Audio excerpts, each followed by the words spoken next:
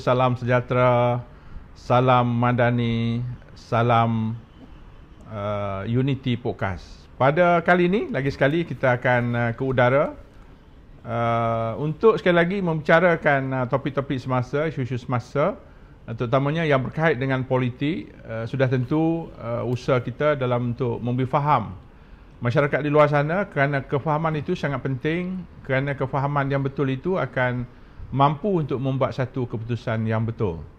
Jadi topik kita hari ini yang sebenarnya sambung hari itu.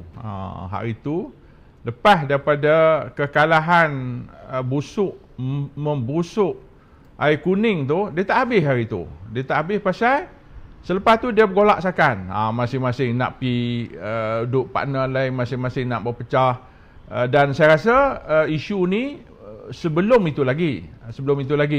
Selepas Negeri pun saya rasa ada yang duk rasa kena ada satu movement untuk selamatkan parti masing-masing. Dan selepas mahkota pun saya rasa ada macam tu. Tapi mungkin dia senyap-senyap, buat kerja senyap-senyap. Tapi yang ni saya nak buka satu laporan ataupun apa yang dilaporkan oleh veteran UMNO.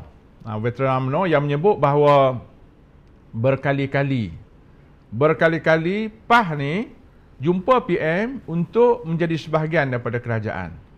Jadi sebab tu dia seru kepada Bersatu ni, hampa ni dia kata bubar. Hampa ni bubar, dia kata mai masuk UMNO balik. Tu kita nak bincang hak tu hari ni.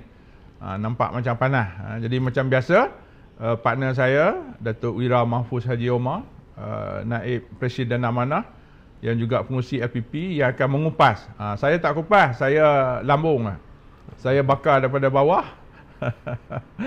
dan Datuk Wira akan mengupas. Jadi saya akan cucuh lagi kupasan tu. Datuk, kita mula macam ni tu. Kita mula laporan tadi, kita mula dengan dia kata veteran UMNO ni lah.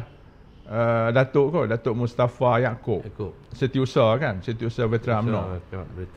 Kelab veteran.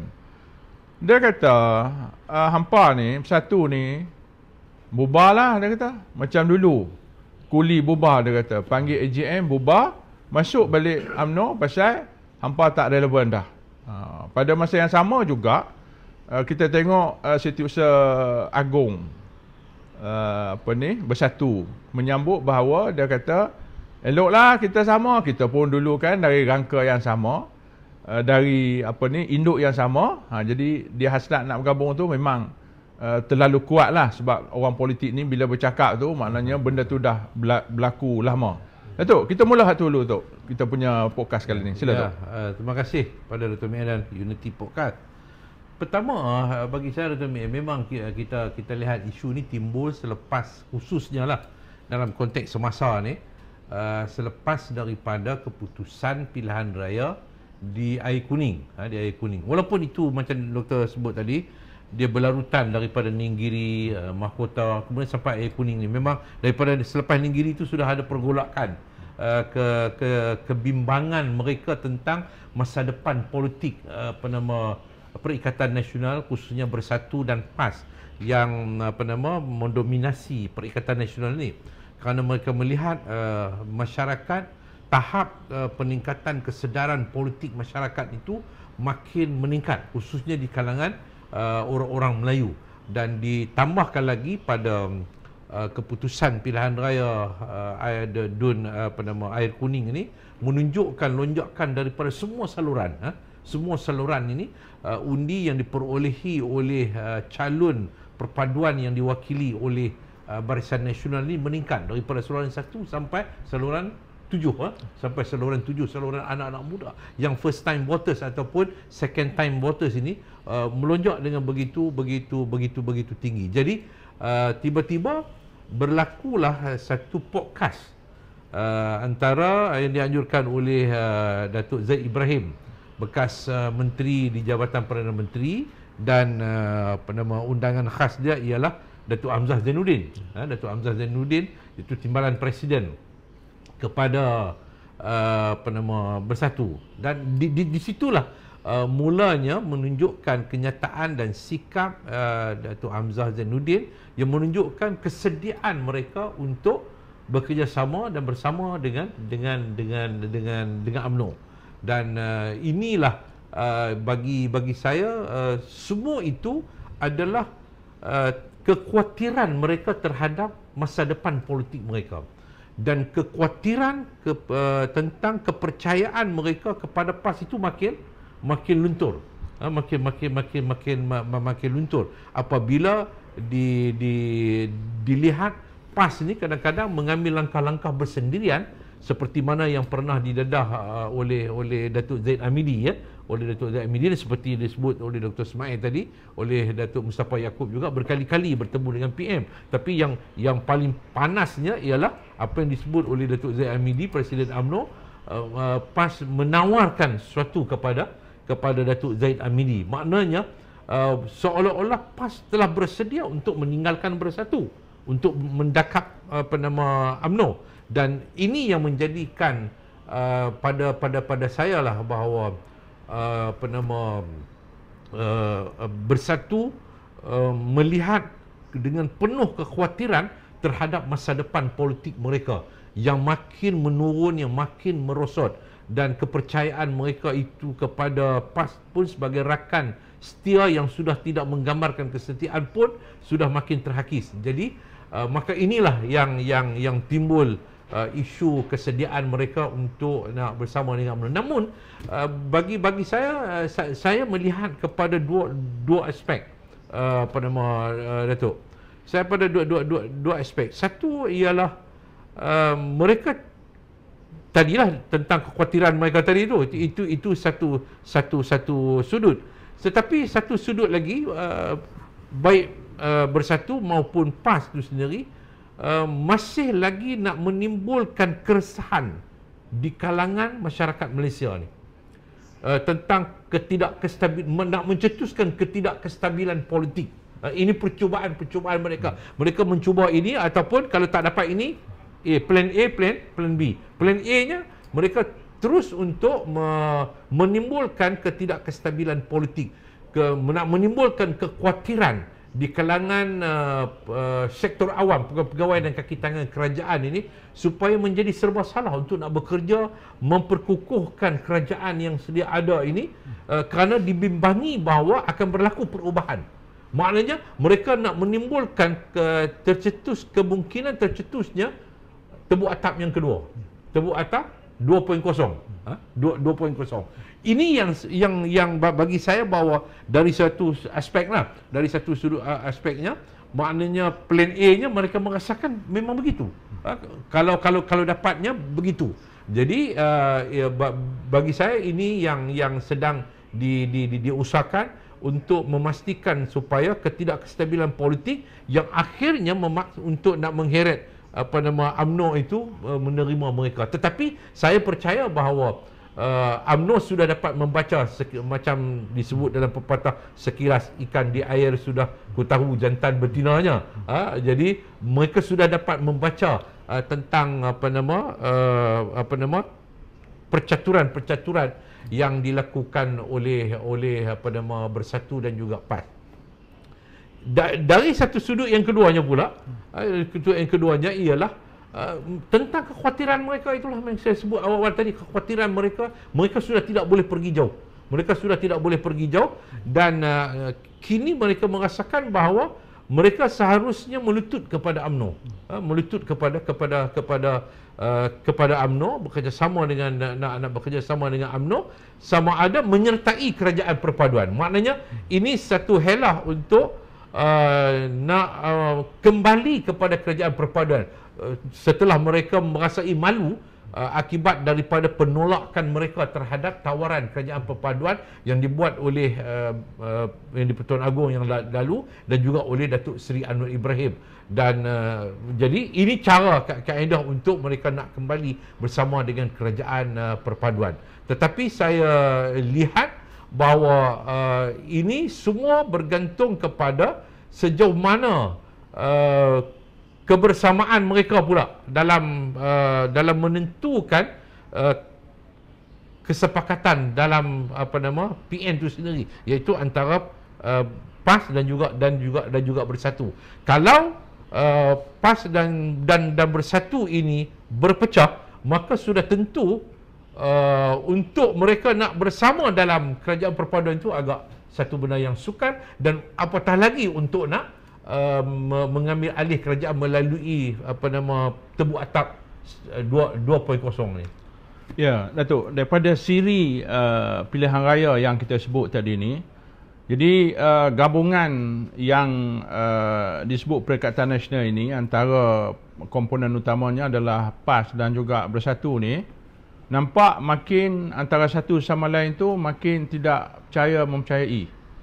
Jadi pada masa yang sama, mereka juga melihat kepada pilihan raya yang akan datang ni, apa nak jadi kepada parti masing-masing dalam komponen tu. Kalau resultnya adalah keputusan air kuning, keputusan mahkota, keputusan negeri contohnya. Macam kita bincang hari itu tu, sebanyak sekurang-kurangnya 32-33 parlimen, dan kebanyakan tu adalah kursi-kursi daripada Bersatu. Termasuk Paguh contohnya. Paguh akan hilang tu kalau ikut. Jadi apakah Bersatu ni merasakan begitu apabila dalam suasana sekarang mereka duduk dengan Perikatan Nasional ni, pilihan raya yang akan datang sekurang-kurangnya ini parlimen, negeri belum lagi. So maknanya mereka akan terus hilang. Jadi supaya benda tu belum berlaku, cepat-cepatlah cari jalan keluar, cari jalan bagaimana untuk memposisikan semula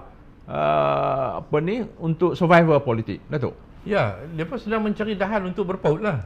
Mencari dahan untuk berpaut dan mencari alasan untuk menghalalkan rasa malu mereka, kesilapan mereka satu ketika dahulu menolak tawaran pembentukan kerajaan perpaduan. Jadi untuk sekarang ni mereka sudah mengasai, macam saya sebutkan tadi, tentang kekhawatiran masa depan 30 kursi parlimen yang bakal hilang, maknanya dari kursi PAS maupun kursi Bersatu. Jadi oleh sebab itu mereka merasakan bahawa ini masa yang terbaik untuk mendekati UMNO dan juga mendekati kerajaan perpaduan ini. Jadi mereka memulakan dengan mendekati UMNO, menyatakan kesediaan mereka untuk nak bersama dengan UMNO.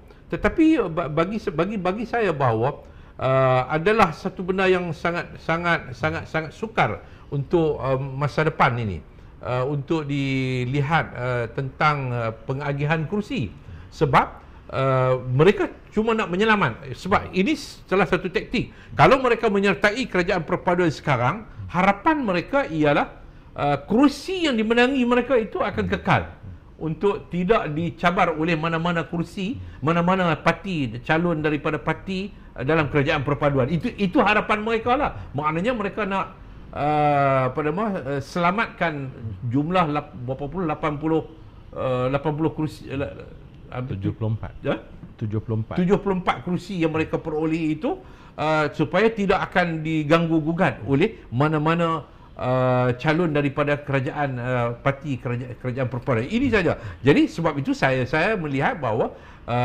tidak ada siapa yang daripada kerajaan perpaduan untuk merasakan bahawa itu merupakan satu yang muktamad.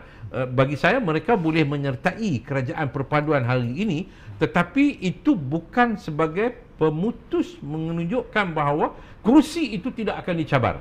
Kerusi itu tidak akan dicabar. Kalau mereka merasakan bahawa keperluan untuk menyertai kerajaan perpaduan ataupun keperluan untuk mereka menandatangani persepahaman politik seperti mana yang pernah dilakukan oleh Pakatan Harapan sewaktu Datuk Ismail Sabri menjadi Perdana Menteri satu ketika dahulu, bukan bermakna bahawa kursi itu tidak akan diganggu. Hanya dalam lingkungan daripada sekarang sampai kepada pilihan raya. Jadi bila nak pilihan raya itu, maka itu akan terbuka kepada semua parti untuk meletakkan calon mereka. Jadi inilah yang menjadi serba salah mereka. kalau mereka menyertai kerajaan perpaduan sekarang ni, sebab mereka merasakan bahawa mereka begitu lemah sekarang ni. Mereka begitu lemah. Jadi sebab itu macam saya sebutkan tadi, pertama mereka nak bawa politik jahat, iaitu politik jahat, nak politik tebuk atap. Mereka merasakan. Tapi ini tak mungkin sebab UMNO sudah Datuk Zahid sudah pun pacak wali, ya. Maknanya tak akan berundur daripada kerajaan perpaduan ini. Tidak akan meninggalkan rakan-rakan 19 parti yang terdapat dalam kerajaan perpaduan. Jadi sekarang ni hanya yang ada ruang kepada mereka ialah menyertai kerajaan perpaduan melalui hasrat mereka untuk bersama dengan UMNO. Itu je. Ya, Datuk, bersatu ni semua orang faham bahawa kekuatan ahli-ahli parlimen ni bersatu ni dibina adalah daripada lompatnya ahli-ahli parlimen daripada UMNO. Ya. Dan mereka berusaha untuk membunuh yang sebenarnya UMNO, ya. Kan? Tetapi tak berjaya, tak berhasil. Jadi apakah sekarang ni bila dia nampak dia pun dengan rakan partner PAS ni nampak tak boleh ke mana dan hala tuju ke depan tu nampak kelabu dan makin gelap. Ya. Jadi apakah dia nak patah balik kepada UMNO ni? UMNO pun jawab dah kan, hampa dulu nak bunuh kami. Jadi dia nak jadi macam mana ni?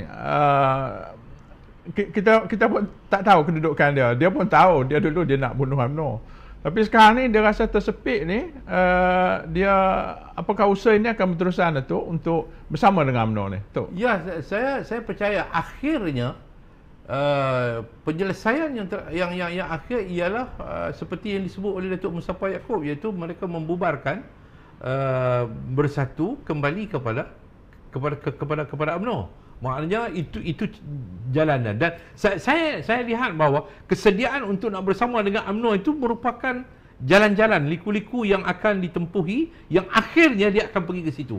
Dia akan pergi ke situ. Sebab saya lihat kalau kita lihat sejarah Parti 46, maknanya asal daripada UMNO, akhirnya semua itu balik kepada UMNO. Mungkin akan tinggal beberapa orang individu yang tak akan kembali kepada UMNO. Dia akan terus terpinggil lah dengan politik kita katakan politik baru.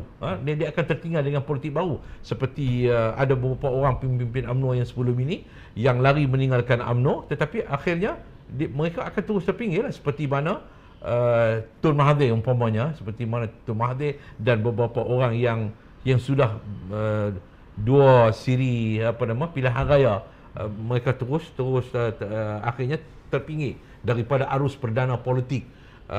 Dan ini juga akan berlaku kepada bersatu, saya percaya. Tetapi akhirnya majoriti daripada mereka itu akan kembali kepada UMNO. Mereka akan kembali kepada UMNO kerana dia adalah merupakan daripada uri UMNO sendiri, dan akhirnya dia akan kembali kepada UMNO.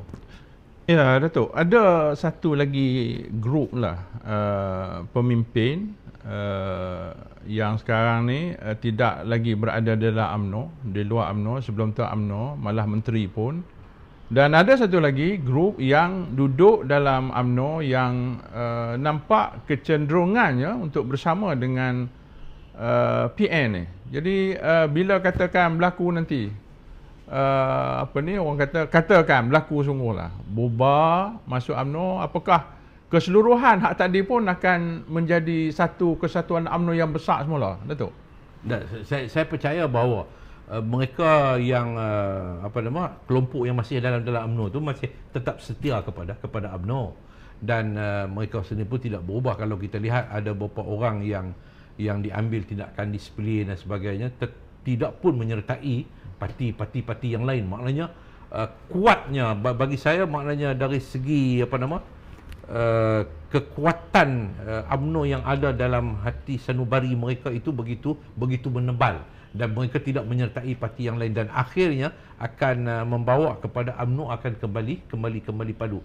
Ini yang sedang dilihat oleh kita katakan oleh Bersatu dan juga PAS ni.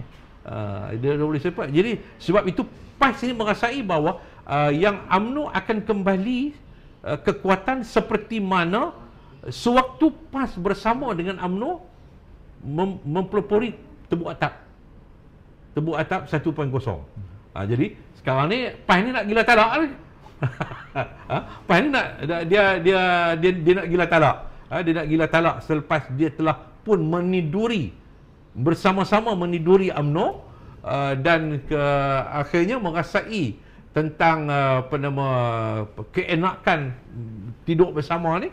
Jadi dia cuba PAS lah bahawa ini isu mensucikan DAP dan sebagainya. Tapi sekarang ni maknanya dalam kenyataan yang begitu dibuat oleh PAS tentang UMDAP mensucikan DAP ni, dia sendiri nak bersama dengan UMNO sebab dia merasakan UMNO itu telah pun suci kebaikan yang ada kepada UMNO untuk kepentingan politik negara. Jadi sebab itu bagi saya bahawa PAS ni pun begilah talak lah, tambah pula golongan-golongan muda ni kan, golongan-golongan muda respon seperti Ketua Pemuda PAS sendiri respon, PAS pun tidak ada masalah untuk nak bersama sebab dia rasa kalau dia biarkan bersatu mendakap UMNO, maka dia akan terlepas daripada kehangatan pelukan UMNO. Jadi akhirnya dia merasakan bahawa ini masa yang terbaik daripada situasi politik yang tidak menentu tentang hala tuju mereka ini. Inilah yang lebih baik untuk PAS sendiri pun untuk kembali bersama dengan UMNO seperti mana pada tebuk atap 1.0. Jadi ini yang mereka harapkan. Tetapi PAS sendiri pun maknanya kalau UMNO begitu berkeras untuk tidak bersedia tebuk atap 2.0, akhirnya dia akan bersama dengan UMNO untuk menyertai kerajaan perpaduan. Saya lihat semuanya akan ke situ, walaupun tidak menyertai atas nama komponen kepada kerajaan perpaduan, tapi sekurang-kurangnya semua itu akan membawa kepada tanda tangan agreement untuk persepahaman politik seperti mana yang dibuat oleh Datuk Ismail Sabri bersama dengan PA satu ketika dulu. Ya, masa mereka tidur bersama tu, hak mana jantan, hak mana betina, kita tak tahu dah. Kita tak tahu tu. PAS ni Datuk. Yelah, bila dapat kuasa ni, nikmat besar, nikmat. Ada kereta, ada PA, menteri. Jadi hak tu ni PAS bukan orang kata apa kebiasaan, bila dapat tu sesuatu yang luar biasa. Jadi sekarang dia terlepas benda tu dan saya rasalah PAS ni masih rasa menyesal. Pasal apa dulu ni aku, kalau tidak aku menteri ni. Jadi apakah ini juga yang menyebabkan, kalau ikut laporan Datuk Mustafa Yaakob tu, dia sebut perbincangan rombongan demi rombongan untuk bincang dengan Perdana Menteri dalam usaha untuk bergabung dengan kerajaan perpaduan ni.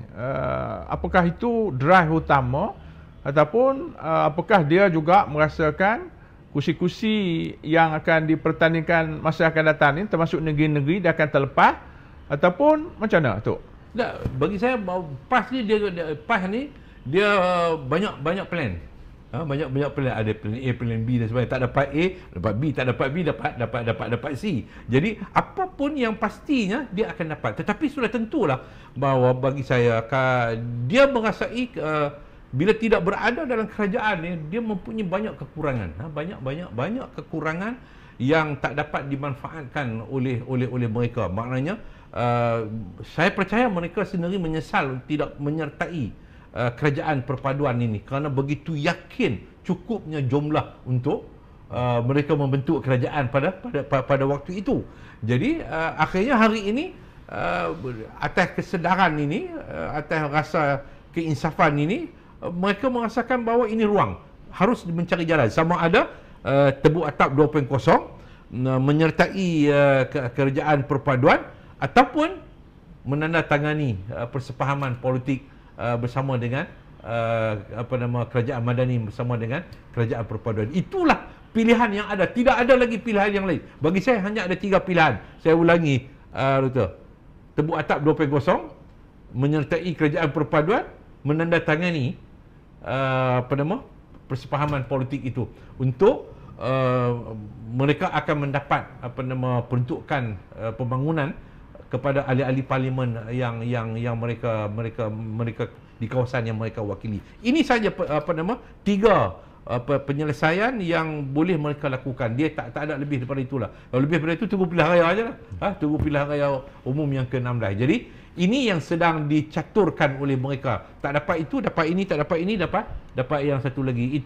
Itu yang sedang difikirkan oleh mereka. Sebab mereka dia akan sampai kepada peringkat sekarang ni. Kalau kita lihat, dia dah sampai kepada peringkat dia tak ada rasa malu dah PAS ni. Sebab kalau dia berbanding dengan Bersatu, Bersatu ni dia mungkin ada rasa-rasa malu. Dan itu pun Muhyiddin pun dah mula luntur dah. Dulu Melayu first, sekarang Malaysian first. Sekarang Malaysia first. Tetapi yang PAS ni kerana dia sampai kepada peringkat hukum. Dia sampai kepada peringkat hukum. Jadi akhirnya apa-apa hukum yang ditemplak kepada UMNO ni begitu keras. Jadi akhirnya dia akan hilang rasa malu tu. Hanya semata-mata kerana apa yang sedang dikejar, iaitu nak kembali kepada tampuk kuasa ataupun nak kembali mendapatkan apa-apa imbuhan daripada kerajaan. Tak mustahil, saya percaya satu hari nanti, Doktor, dia juga akan menyatakan kami bersedia untuk bersama dengan DAP. Saya percaya bahawa itulah dia PAS. Dia sampai kepada peringkat kalau kena kata kami bersedia bersama dengan DAP, barulah boleh kembali bersama duduk dalam kerajaan popular, dia akan kata kami bersedia bersama dengan DAP. Ini tidak mustahil sebab kita ingat dulu sewaktu dia nak berpecah dengan muktamar di Kuala Selangor, nak berpecah dengan PKR dan juga DAP. Tetapi pada waktu itu dia tidak keluar daripada kerajaan Selangor. Dia masih berada dalam kerajaan Selangor. Yang kerajaan Selangor itu dipimpin oleh PKR, Menteri Besar dari PKR, dan juga ada Exco daripada DAP. Dia tak keluar. Kenapa? Kerana tarikan kebendaan itu begitu kuat daripada persoalan-persoalan akidah. Datuk, dua kapal ni, kapal PH ni, BN, PH dan 19 komponen parti lain kerajaan ni, 2/3 sangat kukuh berlayar di lautan politik ni, dan melihat kapal kecil ni, PN dan rakan-rakan dia ni, 1/3 ni duduk bertarung dengan masalah dalaman dia, perahu nak pecah sana sini dengan ombak yang besar kan. Jadi macam-macam nak buat, nak bergabung balik kan, minta untuk nak masuk balik kerajaan. Tapi yang sebenarnya perahu hak besar ni, dia perlu ke tengok untuk bergabung, ataupun dia tak bergabung tetapi dengan politik yang ada sekarang ni mampu untuk mengambil, dalam politik ni kita nak kursi, mengambil kursi-kursi tadi dalam pilihan raya yang akan datang, dengan sekarang membina kekuatan penyokong-penyokong ni, yang penyokong tu adalah daripada PN. Datuk? Ya, saya fikir bahawa pimpinan kerajaan perpaduan ini mempunyai satu kematangan politik yang jauh meninggal kematangan yang ada kepada Bersatu ataupun PAS, walaupun sebut politik matang ni, memang tak matang pun, tak matang pun. Sama ada yang senior politik maupun yang muda, yang junior politik ni, mereka tidak ada kematangan tersebut. Tetapi bagi saya bahawa pimpinan kerajaan perpaduan ini lebih melihat, menumpukan sekarang ini kepada isu-isu macam mana nak bangunkan negara kita. Dia tak peduli sangatlah kepada isu tawuran nak bersama dengan UMNO. Jadi saya nampak macam dibiarkan supaya dilihat oleh orang ramai yang Bersatu dengan PAS ni terhege-hege. Hidung tak mancung, pipi tersorong-sorong. Ini yang sedang berlaku. Saya mengulas tadi itu dari sudut tentang hasrat mereka. Tetapi kalau kita tengok kepada pimpinan kerajaan perpaduan ni, mereka tak mempedulikan lah sekarang ni, sebab mereka dah tahu bahawa ini semua adalah helah-helah politik selepas daripada keangkuhan dan kesombongan politik mereka menolak tawaran yang telah pun dibuat satu ketika dahulu. Jadi akhirnya masyarakat akan melihat bagaimana martabat politik yang dibawa oleh Perikatan Nasional itu ialah martabat politik yang hidung tak mancung, pipi tersorong-sorong, melukut di tepi gantang. Jadi sedang duk merayulah, tolonglah, kami bersedia. Macam saya katakan tadi, akan sampai satu ketika kami bersedia dengan DAP. Kami bersedia untuk bersama dengan DAP. Kami bersedia untuk berada dalam kerajaan perpaduan walaupun ada DAP. Dia akan sampai ke situ. Tapi insya-Allah saya percaya bahawa ini tindakan mereka ini akan menyebabkan penyokong-penyokong mereka akan muak. Penyokong-penyokong mereka akan muak, baik daripada Bersatu maupun daripada PAS. Sebab itu kalau kita lihat petunjuk keputusan pilihan raya di DUN Air Kuning itu sangat baik kepada kerajaan perpaduan ini, insya-Allah. Sakit tu. Jenis gila talak ni, jenis orang tak peduli. PHBN 19 parti komponen yang semakin gas, semakin besar membina negara, mendapat sanjungan daripada seluruh dunia dan semakin mendapat pengaruh. Orang makin suka, orang makin seronok, makin besar. Sakit tu, duduk tengok. Sakit tu. Sebab itu kan, saya tengok baru-baru di sidang khas parlimen, tak ada isu apa pun. Tak ada isu nak dibangkit. Yang dibangkit, tak ada isu. Idea solusi kepada masalah tarif ini, tak ada. Saya tak nampak ada satu idea yang bernas dan sebagainya. Yang ada, duk mempersoalkan Perdana Menteri pergi sana, pergi sini, jalan sana, jalan sini lah. Kalau jadi Perdana Menteri duduk di rumah, tak pergi berjumpa dengan berbagai-bagai pihak di dunia ini untuk mengenanggani masalah sedunia. Masalah tarif yang dibuat oleh Trump ni masalah sedunia. Jadi sudah tentu Perdana Menteri harus berjumpa dengan semua pihak yang terkesan kepada tarif ini untuk berbincang dan akhirnya untuk mencari solusi perundingan dengan pihak Amerika. Bukan nak pergi perang. Kita nak cari melalui pendekatan perundingan, insya-Allah. Datuk, apabila Datuk Seri Anwar sebagai Perdana Menteri memimpin negara, melaksanakan pentadbiran pengurusan yang tidak melihat kepada parti-parti di negeri-negeri yang diperintah oleh walaupun pembangkang, seolah-olah buta parti. Maksudnya dari segi kewajipan kerajaan federal menolong walaupun 4 negeri dikuasai oleh PAS, tetapi memberikan sumbangan bantuan. Konsep federalisme itu berjalan dengan baik. Apakah yang Datuk nampak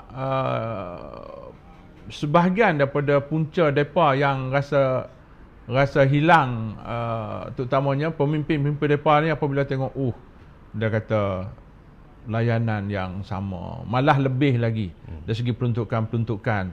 Apakah ini juga menarik sebahagian depa untuk kita masuk balik sekurang-kurangnya kita dapat balik apa juga menteri, Datuk? Ya, itu juga mungkin salah satu daripada penyebab timbul berbagai-bagai pandangan dalaman parti mereka. Sebab daripada dulu saya lihat antara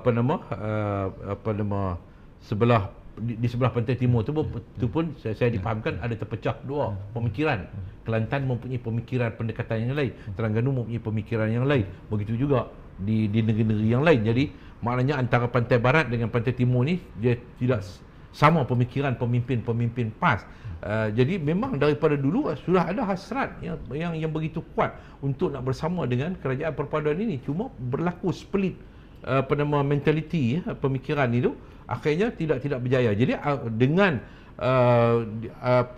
apa yang ditunjukkan oleh kerajaan pimpinan PMX ini, Datuk Seri Anwar Ibrahim, memberikan hak kepada kerajaan-kerajaan di 4 negeri yang diperintah oleh Perikatan Nasional ini, saya percaya bahawa itu juga akan mengundang kepada mereka juga akan merasa bahawa kalau kita berada dalam kerajaan kita akan dapat lebih lagi. Mungkin rasa tak dapat dalam kerajaan, tak duduk dalam kerajaan pun mereka lebih daripada negeri yang diperintah oleh perpaduan.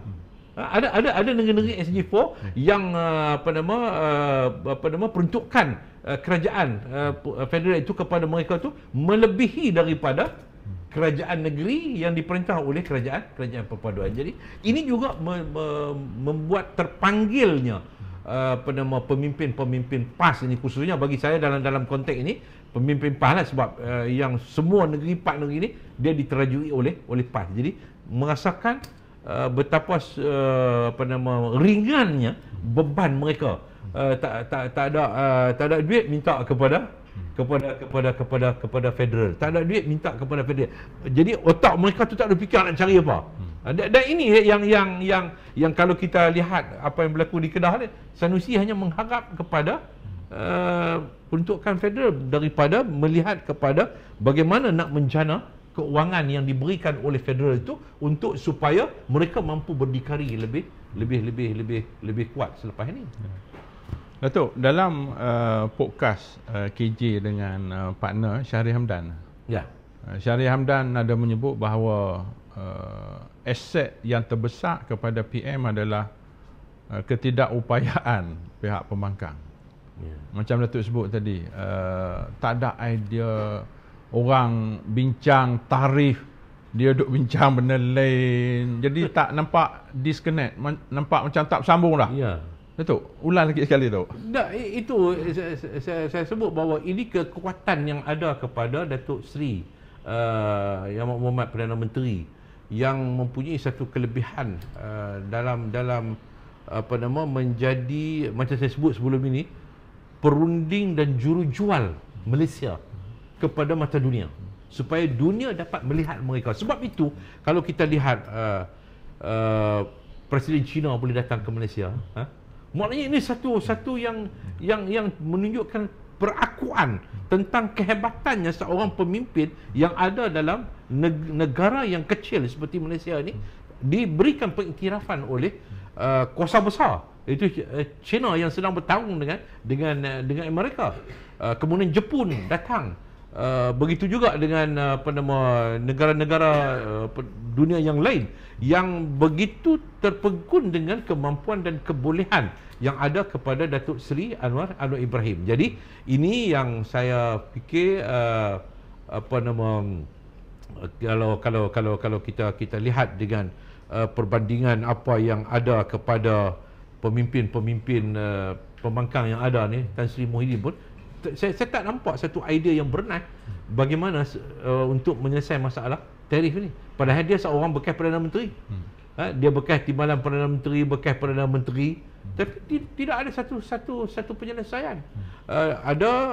Kalau kita tengok lagi pemimpin-pemimpin PAS yang lain yang pernah berduduk dalam kerajaan pun tidak ada satu penyelesaian tentang masalah ekonomi negara yang boleh membantu melonjakkan ekonomi negara. Malah negeri yang diperintah oleh mereka sendiri pun terpaksa bergantung kepada imej yang ada kepada Perdana Menteri untuk menarik pelabur datang ke negeri mereka. Saya tak nampak kalau personality yang ada kepada keempat-empat menteri besar ni, pelabur nak datang ke negeri mereka. Saya tak nampak. Tanpa ada personality seperti Datuk Seri Anwar Ibrahim. Itu yang meyakinkan pelabur-pelabur untuk datang ke Malaysia dan akhirnya pergi kepada negeri-negeri yang termasuk juga negeri SG4. Dan betul lah kata Syahri Hamdan ni, maknanya ini yang tidak ada kepada pemimpin-pemimpin pembangkang, khususnya kepada Bersatu dan juga PAS lah. Saya kira kepada masyarakat di luar sana, inilah gambaran yang sedang berlaku kepada mungkin penyokong tegar Totok Perikatan Nasional. Sudah tentu dia menafikan, tapi ini adalah gambaran yang dibuat oleh penganalisa banyak orang, sama ada meluahkan secara langsung, secara tak langsung, yang sebenarnya orang makin hari makin nampak ketidakupayaan Perikatan Nasional ini untuk mencadang apa juga bentuk ekonomi ke hal lain-lain pun tak boleh, tak mampu. Tak mampu, tak boleh, tak sampai tu, tak sampai level. Kalau dia riuh politik riuh ya. Dia riuh, dia cakap, dia guna sentimen, tapi nak cadang dia tak mampu, dia tak sampai. Kadang-kadang dia tak faham pun. Jadi inilah suasana dalam negara kita sekarang. kita ada satu pembangkang yang sepatutnya pembangkang ini konstruk, sama-sama memberi pandangan idea untuk membina negara. Ya. Tapi dia tak bina, tapi dia distract. Dia nak runtuhkan kerajaan yang ada ni melalui Datuk Duk sebut tadi ni, paling-paling kurang last kali MOU gabung. Nak tebuk tak boleh. Jadi kita nampak inilah kualiti yang ada sekarang. Jadi kepada masyarakat di luar sana yang masih tak nampak lagi, kita buka minda. Tujuan podcast kita ni untuk membuka minda untuk rakyat lihat betul-betul. Katakan Tok Puk dengan Tok N ni nampak hampa ni duk bincang apa. Tapi tak. Kaji lagi, tengok lagi, betul tak? Tengok fakta-fakta di luar sana, betul tak? Jadi kalau betul, kita harap kita sama-sama lah. Ya. Sebab kita nak bina negara kita ni, kita perlu kepada satu kestabilan politik dan keduanya pandangan dari pelbagai pihak.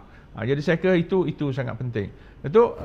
Datuk tutup topik ni sebelum kita pindah ke topik yang lain. Kalau apa-apa tertinggal lagi tu, yang hak cerita hak depan ni duk nak pecah, nak ancok, duk gila nak masuk tu. Saya kira lah bahawa mereka boleh terus melakukan agenda-agenda politik mereka untuk menyelamatkan masa depan politik personal ataupun parti. Sama ada individu pimpinan parti itu ataupun nak menyelamatkan parti mereka.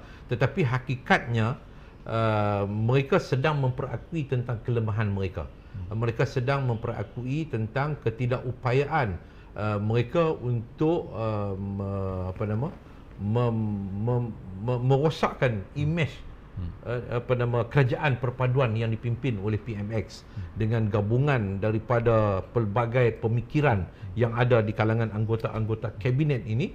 Akhirnya kalau kita lihat bahawa masyarakat dan rakyat merasai selesa dengan kehidupan yang ada pada hari ini, dan masyarakat akan terus memberikan keyakinan dan peluang untuk kerajaan dipimpin oleh Datuk Seri Anwar Ibrahim ini mencari langkah-langkah solusi mengatasi masalah-masalah yang berkaitan dengan tarif, dan begitu juga dengan suasana krisis Pakistan dan India ini juga yang sudah tentu berkemungkinan akan ada kesan-kesannya kepada Malaysia kerana isu bekalan beras daripada India, kita masih bergantung beras dan sebagainya. Semua ini ada kesan. Jadi apapun bagi saya bahawa masyarakat terus memberikan kepercayaan kerana berkeyakinan Datuk Seri Anwar Ibrahim bersama dengan tim anggota kabinetnya mampu untuk buat satu langkah bagi melindungi Malaysia ini daripada kesan-kesan yang berkaitan dengan krisis dunia ini. Ya, Tok, kita pindah ke satu tajuk lagi. Tajuk ni kita respon kepada banyak pandangan, tetapi saya petik satulah daripada ahli parlimen Al-Ustaz. Ahli parlimen Al-Ustaz. Orang muda lah. Ya. Tapi pemikiran serupa macam hak Syarif Hamdan sebut tadi ni. Banyak cadangan-cadangan dia, pandangan dia sama macam Syarif Hamdan duk sebut tadi ni. Jadi dia rancang tu dalam bulan 6 kot, dia cadang untuk buat satu demo besar. Dan demo ni adalah berkaitan dengan satu undang-undang yang disebut URA, iaitu Urban Redevelopment Act ataupun Akta untuk Pembangunan Semula Bandar. Ya. Jadi hujah dia satu je. Hujah dia mengapa dia kata untuk melaksanakan redevelopment ini tidak kekal pada persetujuan 100%. Kita ulah ni sikit. Tok, sila Tok. Ya. Ini yang saya agak hairan kepada pemimpin-pemimpin pembangkang ni. Tambah-tambah macam Afnan ni, ahli parlimen. Mereka pertama sekali mereka bawa isu ni ialah sentimen kaum lah. Pengusiran Melayu daripada bandar. Satu. Yang keduanya pengusiran golongan bawahan B40. B40 daripada bandar. Ini yang dibawa. Sedangkan akta tu tak bentang lagi pun. Ini yang saya fikir tahap pemikiran ahli parlimen, akta yang belum dibentang, tiba-tiba mereka sudah buat satu kita katakan satu kesimpulan, konklusi mengatakan bahawa akta ini akan meminggir Melayu daripada bandar, akan meminggir B40 daripada kawasan bandar. Jadi saya tak tahu di mana fasa berapa. Akta tu tak bentang, macam mana dia mesti kalau dikatakan ada unsur untuk meminggirkan Melayu, meminggirkan B40, meminggirkan orang yang sedang menetap di satu-satu kawasan itu daripada tempat asal dia itu, dia mestilah kamu kemukakan dalam bentuk section berapa akta. Sebab ini dia berkaitan dengan akta, bukan ura-ura. Bukan ura-ura, walaupun ringkas saja kita katakan ura kan. Maknanya bukan ura-ura. Kamu kena kemukakan soal apa bukti, di mana section berapa, pasal berapa dan sebagainya, untuk membuktikan bahawa lepas ini Melayu akan terpinggir. Pasal apa dia tak ada bentang? Akta tu tak bentang lagi. Akta tu tidak dibentang lagi, cuma diberikan gambaran umum.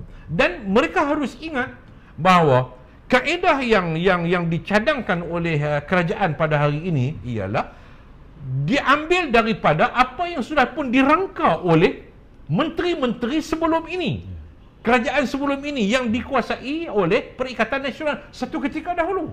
Ini sudah pun dibuat rangkanya begitu. Rangkanya begitu, maknanya sudah perakui oleh kerajaan pada waktu itu bahawa mau tidak mau harus ada perubahan, pindaan kepada akta ini, memastikan supaya kita katakan jumlah daripada 100% itu harus dikurangkan kepada 70 ataupun 80%, dan kemudian ada lagi lah beberapa peringkat yang tertentu.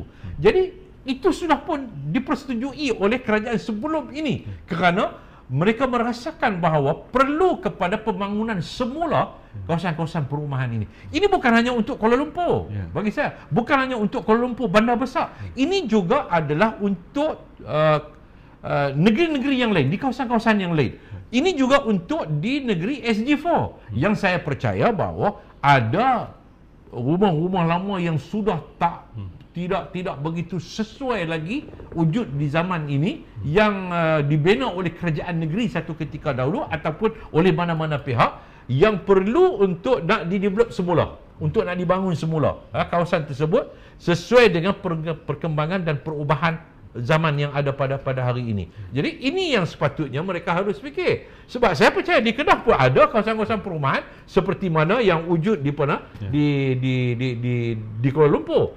Kalau tak silap saya, macam flat Alok Malai itu. Flat Alok Malai itu flat yang dah lama, yang memang dari segi untuk keselesaan hidup bagi saya sudah tidak sesuai lagi untuk bentuk flat yang seperti itu. Dia harus mempunyai flat yang lebih mempunyai kesegaran udara yang lebih baik untuk masuk ke dalam kawasan rumah tersebut. Jadi ini juga untuk kepentingan negeri-negeri ini. Ini yang harus dipikirkan. Tapi tiba-tiba belum apa-apa lagi, belum bentang lagi, dia kata saya tak setuju. Saya pun fikir juga. Ini yang harus dilihat. Macam mana ahli parlimen boleh kata Tuan Di-Pertua saya tak bersetuju. Akta tak bentang lagi. Dia kata kerajaan saya tak bersetuju. Jadi macam mesyuarat kampung. Macam mesyuarat kampung ni, maknanya pengurusi tak habis bercakap lagi, tak tahu, tak ketahuan kepala ekor, Tuan Pengurusi saya tak bersetuju. Jadi tak tahu apa benda yang setuju tak bersetuju ni. Jadi mereka nak buat perhimpunan ni, akhirnya nak habis duit lagi lah. Tak apalah, duit mereka. Mungkin mereka duit banyak, ahli-ahli PAS pun duit banyak, dia boleh nak pergi, nak berjalan. Nak buat di mana? Dia kata nak buat perhimpunan tu di mana? Di KL kot. Di KL lah kot. Jadi cuma saya haraplah lebih baik daripada ahli-ahli PAS nak pergi buat perhimpunan yang tak ketahuan kepala ekor ni. Lebih baik duit minyak tu, hampa beli pisang buat kenduri hari Jumaat di masjid di kawasan hampa. Itu adalah yang lebih baik untuk manfaat kepada kehidupan kita. Datuk, membuat pembinaan kepada ATA-ATA ini sesuatu yang besar. Sesuatu yang mesti kita faham betul-betul. Jadi sebelum faham tu, kita kena study, kita kena tengok, kita kena pergi sendiri. Ada dulu saya difahamkan macam menteri-menteri apabila ada soalan berkait dengan satu-satu benda, untuk menjawab soalan tu dia pergi tengok. Contohnya projek-projek yang ditanya soalan. Jadi untuk nak jawab dalam parlimen, dia pergi tengok, dia study. Ni soalan ni bangkit, so dia pergi tempat tu. Maka dia boleh menjawab dengan kefahaman dia. Apabila dia duduk situ, dia pergi sendiri. Balik pada hal ni tu. Menteri KPKT jemput semua mai hampa ahli-ahli parlimen, kita pergi tengok, kita pergi faham sungguh-sungguh depa hidup lagu mana. Flat yang dah 50 tahun lebih ni duduk satu bilik, duduk dalam keadaan yang sangat sangat apa. Kita nak jadi hak ni besar sikit, nak jadikan hak ni supaya lebih selesa kehidupan. Dia kata budak-budak sekolah tu ulas sikit. Ya, dah ini yang saya fikir bahawa ketidakkematangan politik yang ada kepada pemimpin-pemimpin PAS, baik yang tua ataupun yang muda, yang senior ataupun yang junior. Seharusnya mereka berterima kasih kepada menteri. Menteri tahu, pergi hampa tengok sendiri, hampa tengok dengan mata kepala hampa, baru hampa buat satu andaian, buat satu konklusi, buat satu kesimpulan. Wajar tak wajar? Ini macam saya sebutkan tadi, akta tak bentang lagi, tempat yang dikatakan akan terusirnya Melayu keluar ataupun Bibakpul keluar daripada bandar, hampa pun tak tengok. Hampa pun tak tengok, tiba-tiba hampa menentang. Sedangkan bila orang tawar untuk datang lihat sendiri keadaan rumah yang dah sesak, yang dah padat begitu, maknanya yang sudah tidak sesuai dengan suasana zaman sekarang ini, zaman sekarang ni, sepatutnya kamu pergilah tengok, baru kamu boleh buat satu pertimbangan wajar pun tak wajar. Tapi saya percaya bahawa ini kedegilan, politik degil, politik kedegilan yang nak tunjuk bahawa mereka lah yang terror. Mereka yang terror, sedangkan mereka tidak bercakap berasaskan kepada fakta. Sedangkan menteri tawar untuk mereka melihat sendiri faktanya, apa yang menyebabkan, dan mereka boleh bertemu dengan 70% ataupun 80% yang sokong. Mereka boleh bertanya kepada 70% ataupun 80% yang sokong, kenapa mereka menyokong. Dan mereka boleh, kalau mereka nak hasut, 80% ni hampa boleh peluang untuk nak masuk, ataupun mereka tu nak maki dia. Saya ingat kalau mereka pergi nak menghasut 80 orang tu, 80% tu, saya ingat 80% tu maki dia apa. Jadi, tetapi bagi saya, sepatutnya mereka harus ambil peluang untuk lihat dari segi fakta keadaan fizikal bangunan tersebut dan bertemu dengan 70% ataupun 80% yang sudah menandatangani menyokong untuk dibangunkan semula. Apa pendapat mereka? Tanya mereka, pasal apa hampa sokong?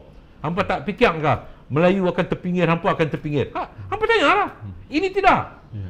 Tanpa ada satu fakta, dia sudah membentang, dan bila orang tawar, dia tolak. Dia kata ini macam tawaran terhadap budak-budak sekolah. Ini bukan rombongan budak sekolah nak pergi melawat Tanjung Tok Kong. Bukan nak pergi melawat Bukit Wang. Nak pergi mandi terjun ayat terjun.